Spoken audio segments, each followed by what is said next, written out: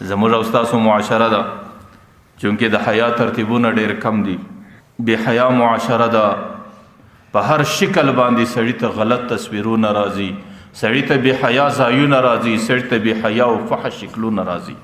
د کور مشر دی حاجي صاحب، هغې ته چې کله د کور د طرفه دا تمنا او تقاضا ښکاره سي چې په کار دا دی دې کور کې د بچانو دپاره ټي وي وای. اوس حاجي صاحب چې کله ټي وي باندې راسي نو شیطان د دې یو سم فایدې او مخته کي. دې کې به دا فایده چې کشنیان به ورباندې راګرځېدلي، دې کې به صرف موږ خبرنامه ګورو، په دې کې به پلان ګورو، په دې کې به پلان ګورو. نو شیطان یې هغه فایدې ورته مخته کي. اوس په هغې کې یو جزوي فایده به خامخا وي، لیکن د هغې نقصانات او د هغې ګناهونه بې شماره وي. نو حاجي صاحب د شیطان په دوکه باندې د هغې مصلحتو په خاطر دې عمل ته تیار سي.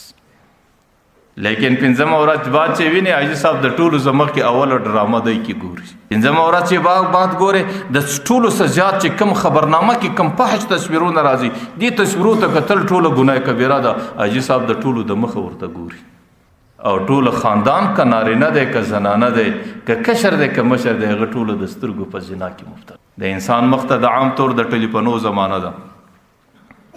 اوس دې ټلیفون کې خو به څه فایدې خامخا وي، یا ماته په تجارت کې آسانی ده، یا ماته په میسج کې آسانی ده، یا ماته د مال په تصویر استولو کې آسانی ده. نو دې کې په سل کې به 10% د مصلحت او ګټه وي، لیکن په دې کې 90% د تباهي ده. نو شیطان وده ته هغه 10% د مصلحت ور مخته کي. او چې کله د دې مالک بیا چې د دنیا کم فحش تصویرونه دي، د دنیا کم بې حیا ډرامې دي، د دنیا کم بې حیا ترتیبونه دي، هغې حاجي صاحب ټولو ورځو مخته نیولي، بیا د ټولو څه زیات شپه ورځ د فیسبوک په مصروفیت کې د هغې تېرېږي. دا ځکه چې شیطان وده ته هغه ګناه ښایسته کي، هغه ګناه ورته سپکه کي، هغه ګناه کې دته مصلحت کي. د دې معمولي مصلحت په خاطر د هغې بیا 24 ساعته زندګي په ګناه کبیره کې مبتلا کي. د هغې مشر په ګناه کبیره کې، د هغې کشر په ګناه کبیره کې، د هغې زنانه په ګناه کبیره کې، د هغې نارینه په ګناه کبیره کې. او ګناه کبیره د سترګو زنا ده. که پردی نامحرمې زنانې د ګورې، که د هغې تصویر هم د سترګو زنا ده، که د هغې شکل هم د سترګو زنا ده، که د هغې ډرامه هم د سترګو زنا ده، که د هغې خبرنامه هم د سترګو زنا ده.